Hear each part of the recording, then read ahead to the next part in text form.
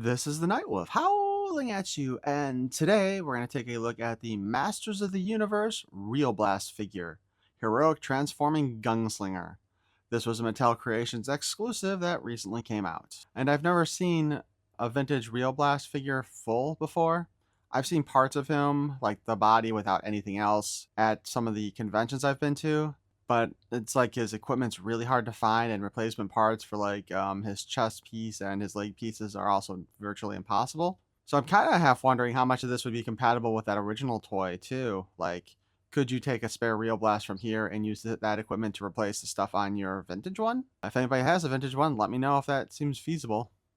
Also, I just want to point out that the new shipping box that they put this in actually shows us the contents of it. It doesn't specify what character it is, but you can pretty much tell from there, which is nice because when you buy extras and don't get around to opening them up, you can't remember who they are. But let's go ahead and take a look at the back of the box.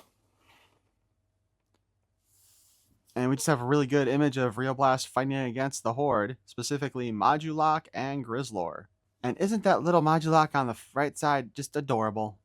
Also looks like they're at the Fright Zone, which has apparently now been confirmed for sure coming out at some point. But let's go ahead and open this sucker up, and he is in collector-free packaging, so no need to pull out the knife this time. But yeah, and like with most of Mattel Creations exclusives, we do have the extra little image of him up front with all his equipment out.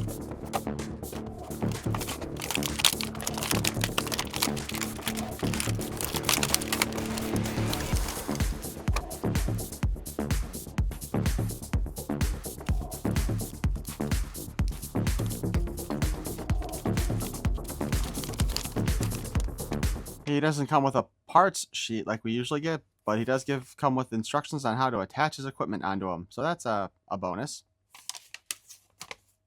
And of course, he has his own exclusive comic book. And we will go ahead and read that off now. Let's see if I can actually do an accent for a gunslinger. Probably not. It's a short comic too. I do remember when the exclusive comics used to be longer than the standard ones for Origins. Too bad they don't do it now. But as you might recall from when I did the one with that set of one-off Snake Men characters, it looked like their comic had literally been shortened at the time. All is desolate in the quaint desert town. The wind blows, and with it, a desperate voice. Help! Excellent. Each of you will make fine feed for the slime pits. Hold your spurs, space friend. You ain't taking those folks nowhere. You get out of here before you meet your maker. And I've got news. He don't like you any more than I do. His name is Rio Blast, and he's Eternia's greatest gunslinger. The Horde troopers raised their weapons, but Rio Blast was quicker to the draw. In searing instant, laser fire scorched the air and dust developed the formable figures. Anyone care for some scrap metal? After the smoke cleared, all could see that Horde Trooper Prime and his troops were annihilated in a hail of energy rounds. Piloting the Horde glider, Rio Blast takes flight to a destination he hasn't returned to in a very long time, yet haunts him every day. Many moons ago, Rio Blast was once a marshal on the rough backwater planet Starband. They couldn't be like referring to Brave Star stuff here, could they now? I am not familiar with the Brave Star cartoon. I think I saw a few episodes once a long time ago, but I've never watched it fully, which is one of the reasons why I've never been as gung-ho about trying to get some of these ones that have been put out by third-party places. I'd get them if they made them in Origins, though. There was a whole cadre of star marshals who were once his compatriots on the wild and rough outback of the band until the coming cataclysm. A massive asteroid dispatched by the evil Horde struck the planet, annihilating its surface. All the inhabitants, including the star marshals, perished save for one. Rio Blast was on the furthest part of orbit, space side, transferring from asteroid jail.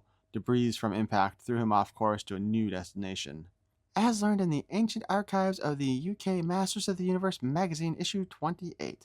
Can we reprint all those UK ones into a single volume so we can read those, please? Though it has been many years, Rio Blast searches the ruins of the lost world he cherished, carrying an ember of hope that something or someone survived. What in the starways is a Horde ship doing in the here orbit?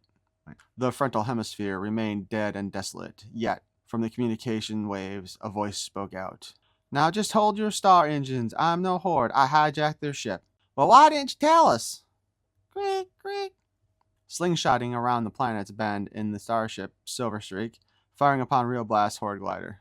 Star Marshals, I thought I was the last of our kind. What, you wanted to keep all the glory for yourself? And Rio Blast was invited to dock with the craft and meet its crew, who he was shocked to recognize.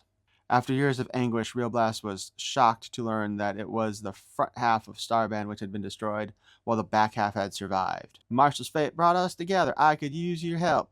The evil that destroyed the face of Starband now threatens Eternia, the heinous Horde. As dramatized in the mini-comic, The Horde Invasion. But how can we stop the invasion of that magnitude?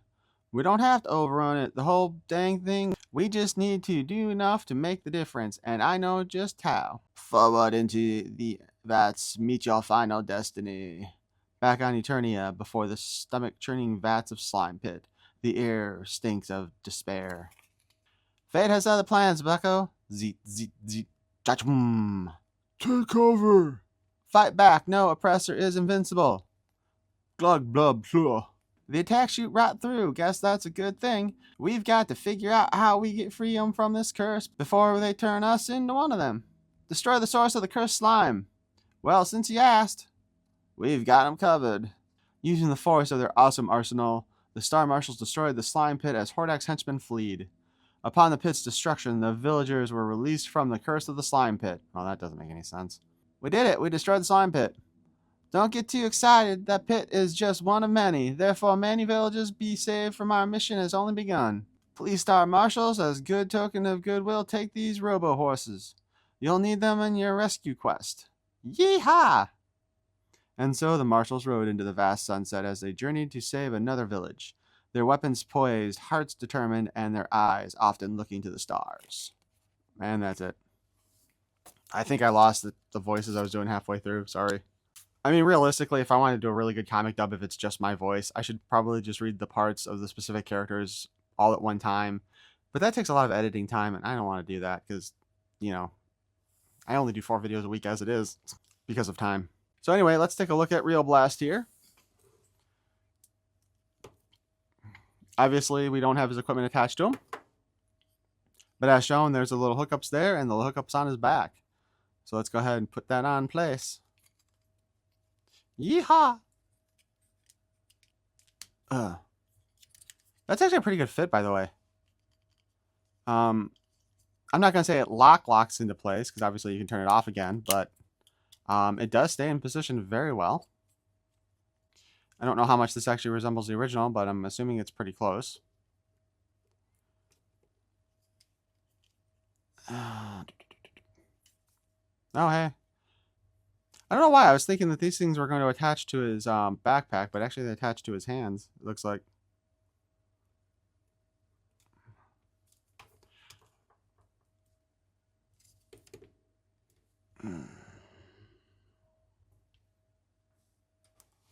There is just a slight little groove around the bottom there.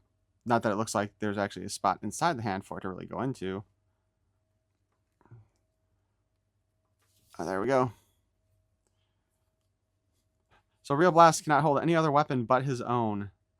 Let's go ahead and go over the articulation real fast. Head's on a ball joint, looks around. He's got a nice head sculpt too.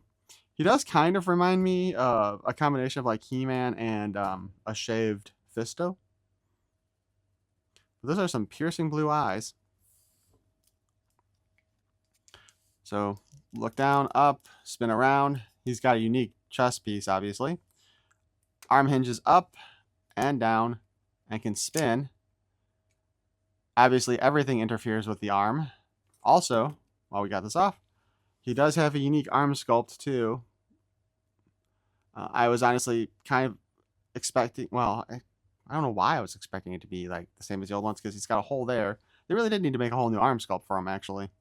And then there's the groove for his little thing to kind of fit in there, which it doesn't really, but, you know, whatever. And, of course, the arm popped out when we spun it, and so did the tube. The tube is going to be kind of a problem, I think. So this is going to be one of those figures where you will pose it, because once you get about this high, although that might be the furthest spot, yeah, okay, so it just barely does it. But you can already see that the arm has come loose again a little bit.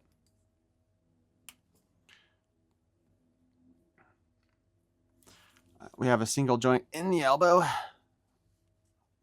We do not get a full 90 degrees out of it.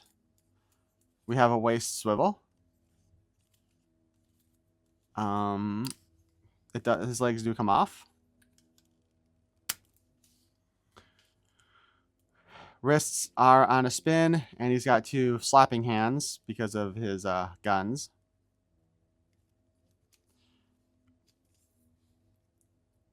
We can kick forward about that far. We can kick back about that far. And we can get a good out kick here, so he can kick up.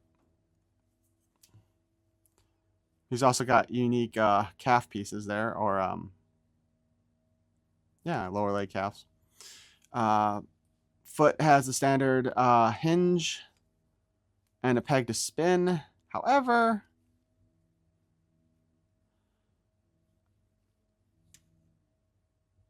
it looks like the joint is on backwards over here or something, because, like, I don't know. His foot doesn't really seem to line up well, and, like, when you turn it, are both of those like that? No, I guess they are.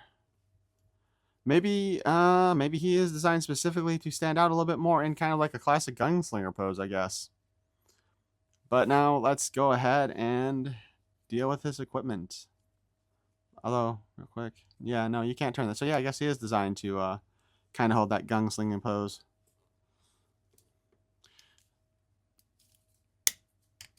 Okay.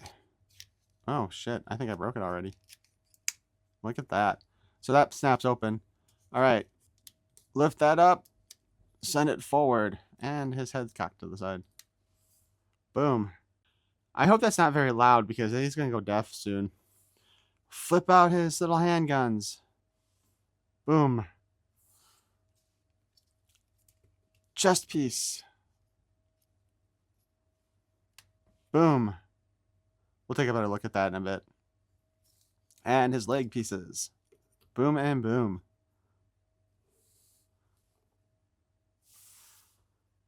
So that is Rio Blast. Well, so that is Rio Blast with all of his weapons out in the open.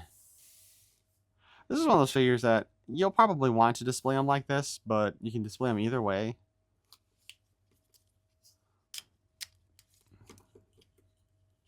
Hoo doggy. We got us some nice little bits of weaponry here. Alright, I'm going to pull him apart here real quick. Or maybe not real quick, apparently. There's a lot of fine detail, it looks like, inside of his leg. Lots of circuitry. That I do not believe was in the original figure from the parts that I have seen available for him. But that looks pretty good. The little knee gun thing is honestly kind of boring looking.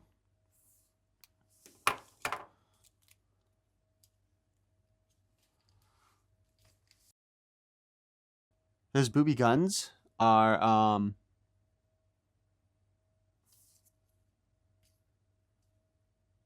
honestly, I don't know if I like that design because to a certain extent it almost looks like it's backwards. I mean, obviously if it was backwards though, it wouldn't fit in the chest piece, which unfortunately I would need to pop that off to get a really good look inside there. I'll see if I can get a good picture afterwards and put it up. But the inside of the chest looks really good too. If anybody has a vintage Rio Blast that they can take a look at, let me know. Was this detailed in the original? Like I said, I'm pretty sure the knees or the thigh guns weren't. Or the inside part of them weren't. But this actually looks like it could have been. You know?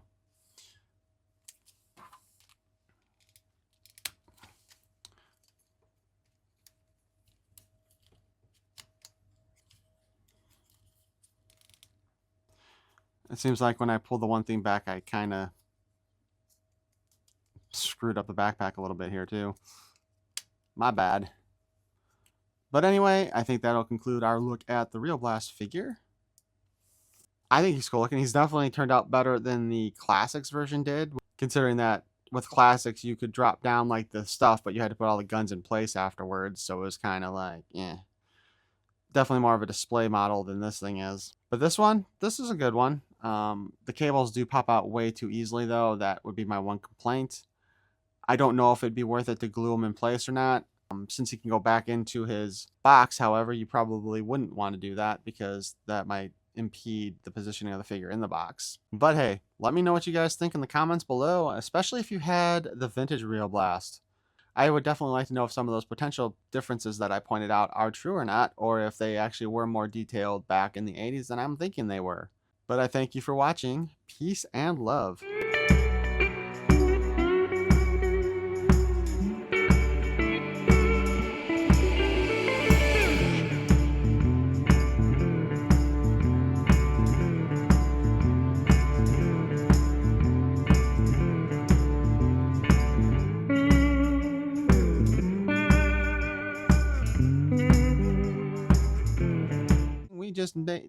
We just need to make, oh shit. We just